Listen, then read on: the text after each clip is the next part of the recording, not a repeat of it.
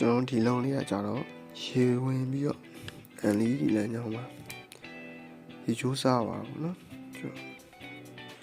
ဒီကျိုးစားရဲ့ဘူဘိုးဝိုင်း36လေးဖြစ်ပါတယ်ကျွန်တော်ဒါလိုက်ပင်လေးကိုကျွန်တော်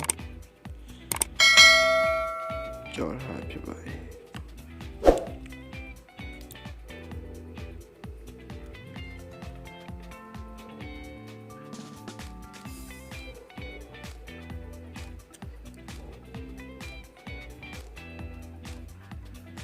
တော့ပါဝါလမ်းကြောင်းမှာလည်းကျိုးတယ်နေလို့ပါဝါကြီးလမ်းကြောင်းလည်း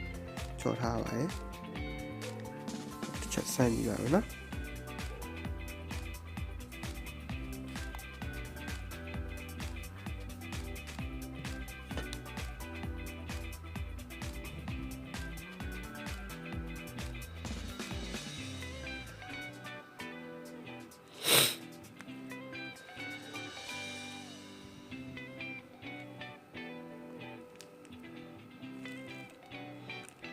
ဒါဆိုရင်တော့အကုန်လုံးရပါပါပြီ